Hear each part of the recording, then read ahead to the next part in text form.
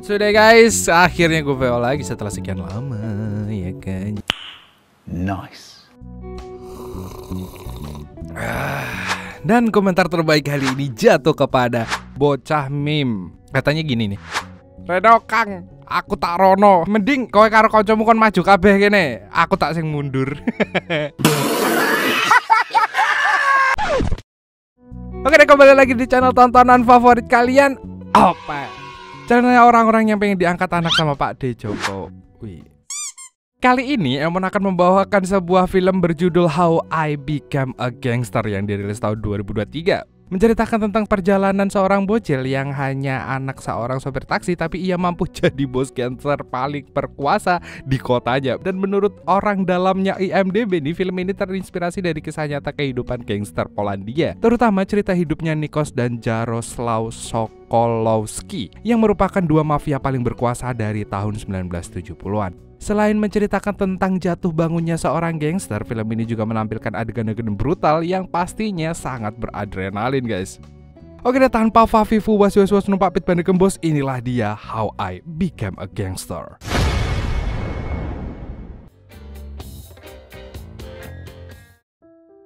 Film dimulai dengan memperkenalkan seorang bocil tanpa nama yang tinggal di perkampungan kumuh di daerah Polandia. Kita sebut saja dia Thomas agar lebih enak menceritakannya. Meskipun terlihat songong, tapi dia terlahir di keluarga yang baik-baik aja dan sangat memegang teguh nilai-nilai agama. Sayangnya Thomas ini lahir di malam Jumat Kliwon dan hidup di lingkungan para jamet. Alhasil dia tumbuh dengan sifat yang berbeda dari keluarganya. Selain itu, dia juga memiliki hormon adrenalin yang sangat tinggi sehingga membuatnya jadi hobi baku hantam. Stając do walki zawsze udawaj frajera. Ty też kiedyś dostaniesz w pierdol. Akibat ulahnya, pihak sekolah pun sering memanggil sang ayah, dan sebagai orang tua, ayah Thomas hanya bisa minta maaf atas kelakuan anaknya ini. Setelah terjadi berulang kali, kepala sekolah akhirnya memberi peringatan terakhir kepadanya. Namun kenakalan Thomas tidak sebatas baku hantam aja. Dia juga seringkali menggunakan taksi sang ayah untuk berkeliling kota bersama teman-temannya. Lalu pada suatu malam, dia melihat sekumpulan gangster yang terlihat sedang bersama para wanita cukur-rukuk. Dan Thomas pun langsung terkesima hingga membuatnya bercita-cita menjadi gangster. 7 tahun kemudian, Thomas pun tumbuh jadi remaja yang suka mengadi-ngadi. Ketika rumahnya sedang kosong, dia ngajakin wanita main ke rumah dan melakukan olahraga haram. Buset. Setelah selesai melanggar ajaran Tuhan, muncullah ide liar di kepala Thomas, di mana dia dan wanita itu membangun bisnis jual beli barang amis. Dan tentu aja wanita tersebut menyetujuinya.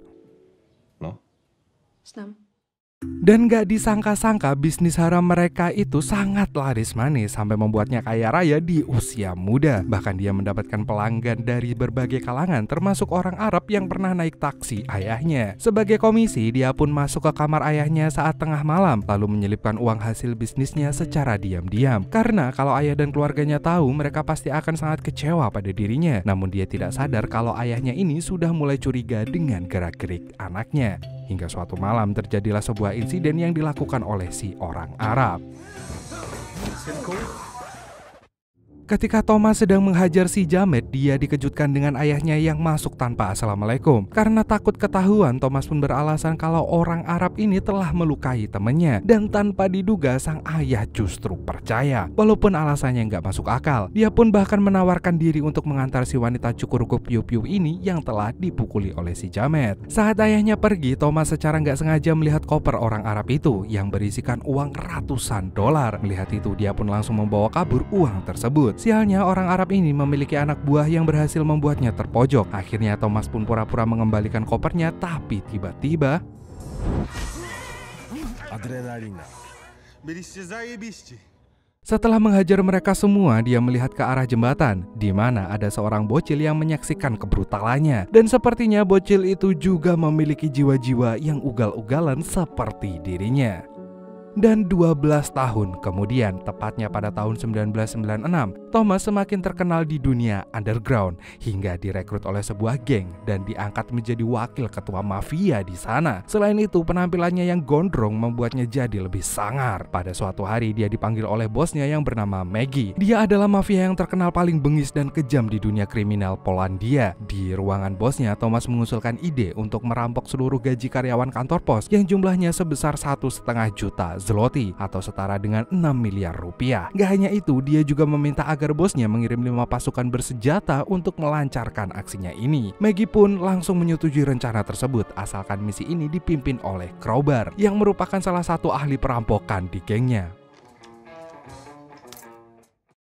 Keesokan harinya dia pun memanggil si Crowbar atau si linggis ini ke sebuah gym untuk menyusun rencana perampokan, dan di sini gangster itu juga melibatkan adiknya yang bernama Crowboot. Tanpa membuang waktu lagi, Thomas langsung memanggil semua anak buahnya. Kemudian dia menyerahkan bagian strategi kepada si Crowbar. Setelah menyusun rencana, Crowbar meminta Thomas dan juga Crowboot untuk mengambil senjata. Tapi sebagai wakil ketua mafia, dia tidak ingin mengerjakan tugas remeh seperti itu. Apalagi Crowboot terlalu banyak bacot. Alhasil, Thomas pun menyuruhnya untuk mengambil senjata sendirian. Lalu nggak berselang lama, dia pun mulai bosan menunggu senjata yang nggak kunjung diambil, dan oleh karena itu dia pun mengisi waktu kosongnya dengan menghajar gangster setempat.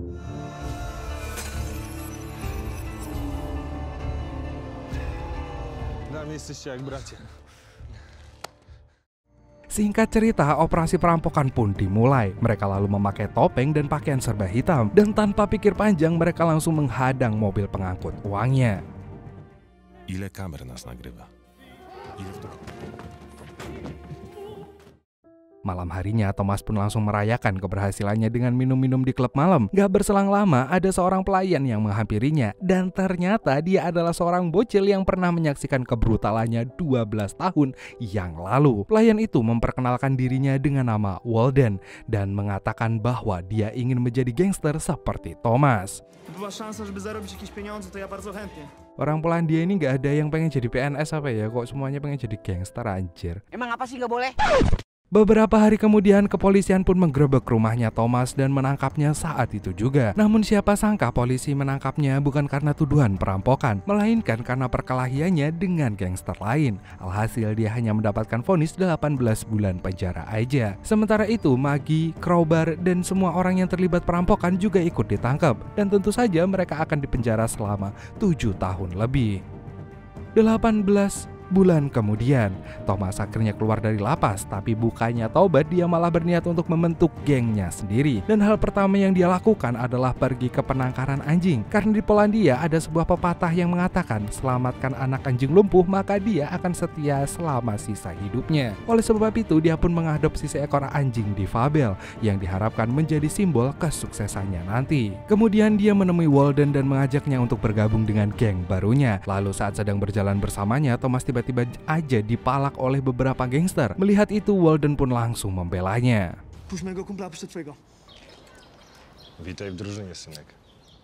Namun ternyata kejadian tersebut hanyalah sebuah sandiwara untuk menguji kesetiaan si Walden. Dan semua gangster tadi ternyata adalah anak buahnya Thomas. Berkat keberaniannya, Walden pun dinyatakan lolos ujian. Dengan begini, geng kriminal yang diinginkan Thomas pun akhirnya terbentuk, di mana dia sudah memiliki 4 anggota yang terdiri dari Walden, si jamet mulet, 2 botak Crater, dan juga Towson, serta Golem, si badan gempal. Setelah itu, mereka pun menyusun rencana kriminal mereka untuk merampok sebuah lukisan mahal. Tanpa menunda lagi, mereka langsung membobol rumah orang kaya yang menyimpan lukisan itu. Tapi di tengah perampokan, Thomas melihat sebuah foto wanita cantik yang membuatnya tertarik. Akhirnya selain menggasak lukisan, dia juga mencuri foto tersebut. Keesokan harinya dia mencari tahu tentang wanita yang ada di foto itu, dan setelah diselidiki ternyata namanya adalah Magda, seorang mahasiswi yang berkuliah di kampus terdekat. Thomas yang sudah kepalang suka memutuskan untuk pura-pura jadi mahasiswa demi bertemu dengan si Magda. Saat kelas berlangsung, pandangannya terpaku dengan kecantikan wanita itu yang membuat Pak dosen langsung marah dan langsung mengetes pengetahuannya. Dan sebagai orang yang gak pernah kuliah, Thomas pun menjawabnya dengan asal-asalan. Sepulangnya dari kampus, dia bertemu dengan Crowboot yang seharusnya divonis selama 7 tahun. Di sini ia mulai menyadari kalau si jamet adalah orang yang melaporkan perampokannya. Dan Thomas yang marah pun langsung mendorongnya ke tumpukan sampah. Malamnya Thomas dan Walden pergi ke bar untuk menemui wanita yang dia sukai. Sayangnya dia datang bersama seorang pria. Alhasil Thomas pun diam-diam mencopet dompet si pria itu agar dia punya waktu untuk berbincang dengan Magda. Gak berselang lama pria tersebut menyadari kelakuan Thomas, tapi saat dia hendak memisahkan si gangster dengan si Magda, Walden langsung menghadang dan mengancamnya. Berkat bantuannya, Thomas akhirnya menghabiskan waktu dengan Magda sambil bermain biliar. Di sini, wanita itu penasaran dengan pekerjaan Thomas karena penampilannya seperti orang kaya, namun dia berbohong dan mengaku sebagai seorang pengusaha sukses dan bahkan mengaku punya rumah besar yang memiliki taman di halaman rumahnya. Sialnya, Magda bukan cewek TikTok yang gampang dikibulin. Melihat respon itu, Thomas akhirnya mengarahkan seluruh karismanya untuk meyakinkan wanita tersebut. Sampai akhirnya Magda pun luluh dan ngajaknya mampir ke rumah. Dan sesampainya di sana, mereka pun langsung chill tanpa nonton Netflix terlebih dahulu. Keesokan harinya, Thomas pulang dari rumah Magda dengan raut wajah yang sangat happy, senang, dan juga lega. Tapi di tengah perjalanan, dia tiba-tiba dihadang dan dikeroyok oleh Krobot dan juga anak buahnya. Skorzystaj z tego, co masz pod ręką. Setelah berhasil melarikan diri, Thomas mengerahkan anak buahnya juga untuk memburu si Krobot CS. Dia bertekad untuk membuat mereka semua mendapatkan balasan yang setimpal.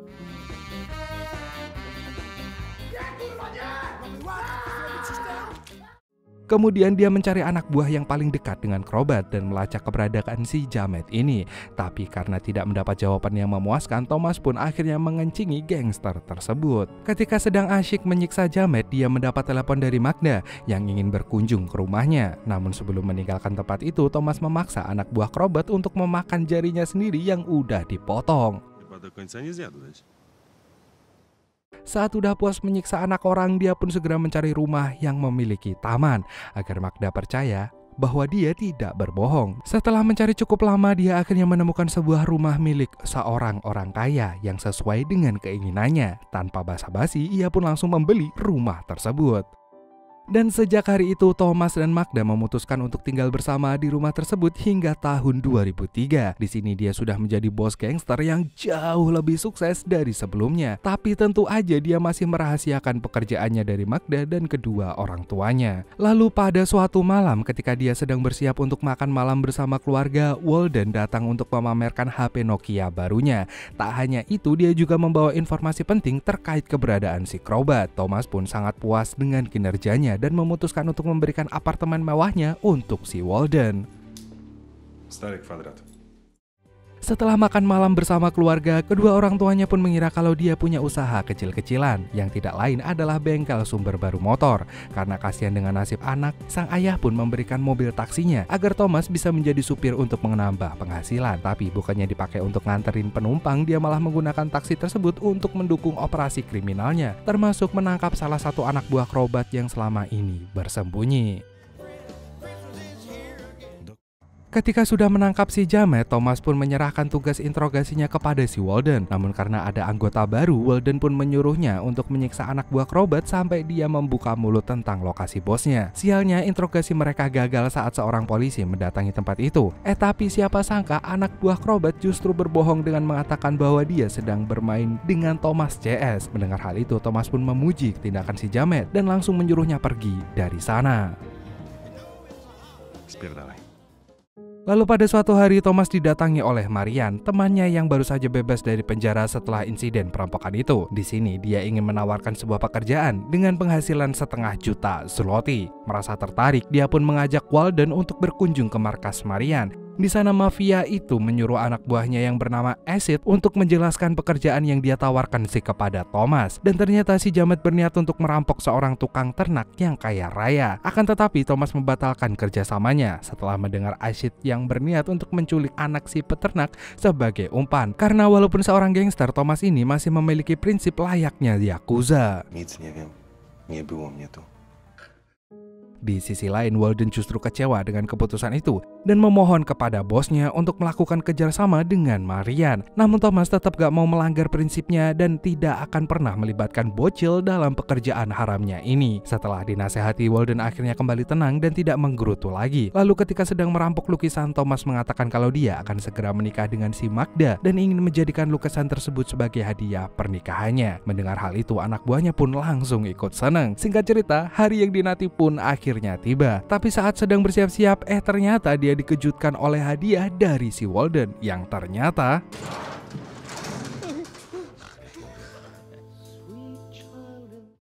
dan saat akad nikah sudah selesai, Thomas dan anak buahnya membawa si Jamet ini ke sebuah gedung kosong, kemudian langsung menginterogasinya. Crobat pun mengatakan kalau dia hanya ingin menakutinya agar mau bekerja sama dalam bisnis haram. Meskipun terkesan sepele, tapi Thomas tidak akan mengampuni perbuatannya itu. Dan tanpa pikir panjang, dia langsung mengikat leher Crobat layaknya anjing lalu menghabisinya saat itu juga. Malamnya dia mengajak semua tamu undangan untuk berpesta di halaman rumahnya. Di titik ini Thomas sangat bersyukur bisa memiliki istri yang cantik dan anak buah yang brutal dan juga bisa dipercaya. Berbanding terbalik dengan nasib Thomas yang semakin sukses, Marian justru diburu oleh anak buahnya sendiri hingga gengnya menjadi kacau balau. Sementara itu, Thomas sedang liburan di pantai Kenjeran bersama Magda, diikuti dengan Walden dan juga kekasihnya. Di sini, kekasih Walden bertanya kepada Magda apakah dia tidak curiga dengan pekerjaan Thomas. Karena sebagai sopir taksi, dia tidak mungkin bisa kaya dalam waktu singkat. Magda pun hanya diam termenung memikirkan ucapannya dan mulai curiga kalau suaminya ini mungkin memelihara tuyul. Macam tak betul je budak ni. Suatu malam, Thomas dan Walden pergi ke sebuah klub untuk minum-minum. Namun anehnya, penjaga klub melarang mereka masuk hanya karena memakai sepatu cat. Tidak mau ada keributan, Thomas pun mengajaknya ke tempat lain dan tentu aja Walden kecewa dengan keputusannya dan merasa kalau bosnya ini sudah gak greget dan gak brutal lagi sejak menikah. Mendengar ucapan Walden, adrenalin Thomas yang udah lama menghilang mendadak kembali lagi dan tanpa pikir panjang dia langsung membrutal tanpa ampun. Walden pun sangat senang karena bosnya kembali ke mode beringasnya lagi. Setelah puas baku hantam, Thomas mendapat telepon dari seorang mafia kelas kakap yang ingin bekerja sama dengan dirinya. Keesokan harinya, ia mendatangi sebuah toko buku di tengah kota yang merupakan markas milik si mafia kelas kakap. Lalu gak lama kemudian dia dipersilahkan masuk untuk bertemu langsung dengan sang mafia yang dikenal dengan nama Daniel. Tapi Thomas sedikit kaget saat melihat penampilannya yang udah tua dan memakai jas. Di sini Daniel menjelaskan kalau dia bekerja sama dengan pihak kepolisian untuk memberangus gangster-gangster kroco yang mengganggu stabilitas Polandia. Karena pada masa itu ada banyak sekali geng yang mengacau di negara ini dan tidak menguntungkan pemerintah. Sementara itu para mafia kelas kakap tidak akan diusik sebab mereka rajin menyogok para pejabat. Intinya Daniel ingin ngajakin Thomas untuk membersihkan kota dari geng-geng kroco ini dengan bayaran yang tentunya besar. Dan tanpa pikir panjang dia pun menerima tawaran itu lalu mengerahkan anak buahnya untuk membantai semua gangster kelas teri.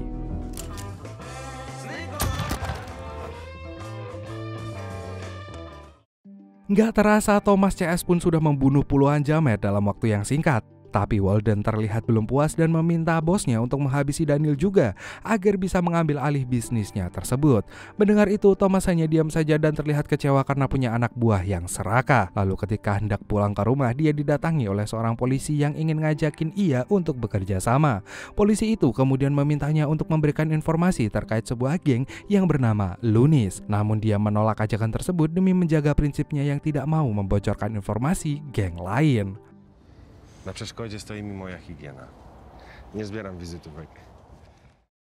Di sisi lain, Magda terlihat sedang mencari kaleng sarden di dapur, tapi dia nggak sengaja menemukan sebuah koper di atas lemari. Karena penasaran, dia pun membuka koper itu dan terkaget-kaget setelah melihat uang yang sangat banyak ada di dalamnya. Padahal selama ini dia menyangka kalau suaminya ini hanya bekerja sebagai tukang supir taksi. Tak berselang lama, Thomas pulang ke rumah dan terkejut saat melihat kopernya yang berada di garasi mobil. Dan dia pun langsung menemui istrinya untuk membahas masalah koper ini. Anehnya, Magda tidak mau membicarakannya. Di lain pihak, Daniel sangat senang dengan kinerja Thomas dan gengnya. Oleh karena itu, dia kembali memanggilnya ke markas untuk memberikan 2 misi lagi. Yang intinya, Thomas harus melenyapkan geng Lunis, kemudian mengawasi proses pengiriman 500 kg narkoboy. Dan jika berhasil, maka Daniel akan pensiun dan menyerahkan tahta mafianya kepadanya. Tapi entah kenapa, Thomas tidak langsung menerima tawaran itu. Sepulangnya dari markas Daniel, Thomas dikejutkan dengan kedatangan anak buahnya. Ternyata mereka datang membawa Walden yang sudah berlumuran darah. Magda tidak tahu apa-apa. Ia pun tampak ketakutan dan memilih untuk masuk ke kamarnya aja. Sementara itu, Thomas menyuruh anak buahnya untuk mengobati luka tersebut. Setelah mengobatinya, Thomas menanyakan apa yang sebenarnya terjadi, dan Walden pun menjawab kalau dia ditembak oleh polisi ketika sedang melakukan kegiatan haram, yang artinya dia juga harus mempersiapkan diri karena polisi pasti akan mengincarnya juga. Besoknya dia memilih untuk membaca buku dengan santuinya sembari menunggu kedatangan polisi. Tapi lagi-lagi hal mengejutkan terjadi di mana Thomas ditangkap bukan gara-gara tindakan Walden, melainkan karena ada patung dewa Mesir di rumahnya yang ditinggalkan pemilik rumah sebelumnya, dan ternyata benda tersebut adalah hasil curian dari Museum Kairo. Nie za posłanie paru zjebów do piachu. Sesampainya di sel, Thomas bertemu dengan para napi yang menatapnya dengan sinis. Alhasil dia langsung menghajar penguasa di sel tersebut. Sejak hari itu dia resmi jadi penguasa sel yang baru dan tidak ada satu orang pun yang berani mengusiknya di penjara ini. Lalu 2 bulan kemudian dia mendapat kunjungan dari Walden. Ketika hendak bertemu dengannya, seorang sipir suruhan Daniel memberi sebuah pesan di mana Thomas harus membujuk Walden agar tidak mengusik bisnisnya. Di ruang kunjungan dia kaget saat melihat perubahan anak buah kepercayaannya yang menjadi sombong, tamak, dan sentrap-sentrup seperti pasien flu burung. Thomas pun memintanya untuk rehat sejenak dari urusan gangster dan menjauhi bisnisnya Daniel. Sayangnya perkataan itu tidak didengarkan sama sekali, dan Walden malah berkata bahwa dia akan mencuri narkoboy milik si mafia itu.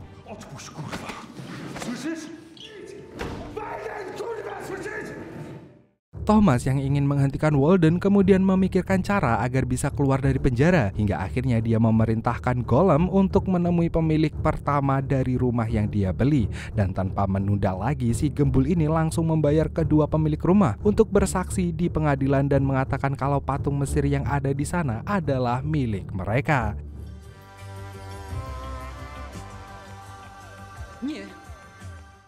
Singkat cerita, Thomas pun dinyatakan tidak bersalah dan resmi keluar dari penjara. Gak hanya itu, dia juga disambut oleh Magda yang ternyata udah hamil 4 bulan. Namun usahanya sedikit terlambat karena Walden sudah mulai melancarkan aksinya dengan membunuh anak buah Daniel menggunakan sniper. Tapi Daniel beruntung tembakan itu tidak mengenai dirinya. Daniel yang ketakutan memutuskan untuk memanggil Thomas ke markasnya. Di sana mafia ini sudah menangkap dan menyiksa salah satu anteknya Walden. Thomas lalu mengambil pistol dan langsung membunuh si jamet saat itu juga. Kemudian dia berkata pada Daniel bahwa Walden akan dia tangani sendiri. Tanpa membuang waktu, dia mulai mencari informasi tentang keberadaan anak buahnya itu. Tapi di sisi lain, Daniel mengutus salah satu anggota untuk mengawasi gerak-geriknya. Dan di saat yang bersamaan, Walden malah sedang teler di sebuah hotel bintang 3. Dan saking telernya, dia sampai berhalusinasi melihat laba-laba raksasa di dalam kamarnya.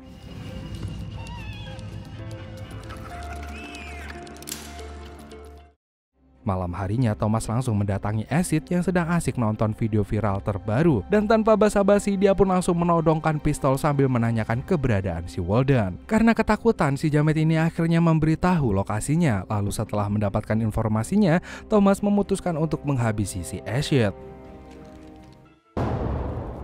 Tidak berselang lama, dia mendatangi lokasi yang disebutkan oleh jamet dan langsung membunuh kedua teman Walden. Di sini Thomas berusaha untuk membujuknya agar bisa kembali seperti dulu lagi. Namun ambisi Walden sudah tidak bisa dibendung lagi. Selain itu, dia juga tidak lagi memegang prinsip-prinsip yang diajarkan selama berada di geng. Jadi mau gak mau Thomas terpaksa harus menghabisinya. Setelahnya dia mengabari kekasih Walden tentang kematian cowoknya. Lalu tidak lama kemudian Daniel datang menjemputnya untuk menyelesaikan misi yang sempat tertunda, di mana dia harus mengamankan proses pengiriman 500 kg narkoboy. Setelah berkendara cukup lama, mereka berdua akhirnya sampai di sebuah kontainer yang penuh dengan bubuk magic. Sialnya polisi tiba-tiba mengepung kontainer tersebut dan mereka berdua pun berlari sejauh mungkin.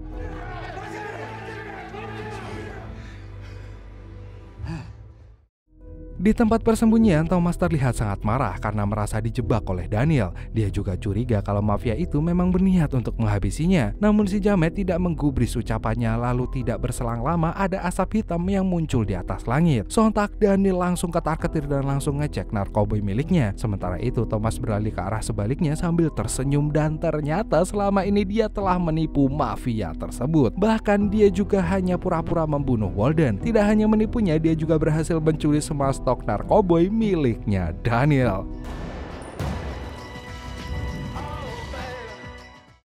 Di saat mafia itu sedang meratapi bisnisnya yang hancur, Thomas pergi menuju ke tempat anak buahnya kemudian mengucapkan salam perpisahan sambil memberikan 3 tas besar yang berisi paket narkoba sebagai ucapan terima kasih. Setelahnya dia akan pergi keluar kota menggunakan sebuah kapal. Dan ternyata nahkoda kapalnya adalah anak buah Crowbat yang pernah dia lepaskan karena tidak mengadu ke polisi. Dalam perjalanannya dia mengajak Magda, Walden dan juga kekasihnya Walden. Ketika ia sudah mengapung cukup lama, Walden akhirnya sadar dari pingsannya dan tentu saja dia sangat terkejut karena sudah berada di dalam kapal laut. Selain itu, Walden ingin kembali ke Polandia sebab dia masih punya mimpi menjadi pengusaha di sana. Thomas yang udah muak pun langsung menodongkan pistolnya. Przecież tam cię kurwa dojadą, będą cię torturować, wszystko z ciebie wyciągną.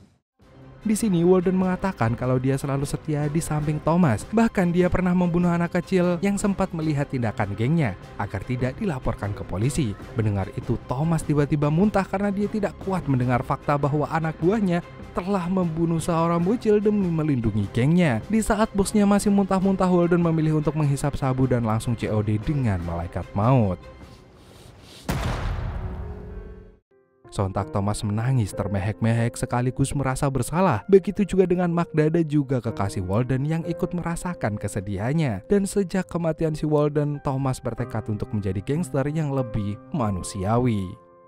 Dan belasan tahun kemudian dia kembali mendekam di penjara. Tapi kali ini dia masuk gara-gara membakar setengah ton bubuk magic agar tidak masuk ke wilayah Polandia. Dan semua itu dia lakukan karena dia tidak ingin masa depan para pemuda di sana menjadi suram. Selain mengorbankan dirinya demi kebaikan orang lain, dia juga menulis sebuah buku berjudul Pria Bermata Putih yang membuat heboh satu negara gara-gara membongkar kebusukan semua mafia yang ada di Polandia.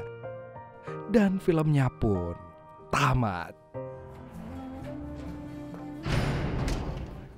Anjir, endingnya dia tobat coy, jadi orang baik, keren banget sih. Dan film ini kita belajar guys bahwa tidak ada kata terlambat untuk berubah ya kan. Thomas yang awalnya seorang gangster brutal, suka berkelahi, bahkan bisa ngebunuh orang dengan mudahnya demi memuaskan adrenalinnya, bisa berubah jadi seorang pahlawan yang menghadang masuknya setengah ton bubuk magic ke negaranya coy. Biar apa? Biar anak-anak muda di sana gak jadi suram masa depannya.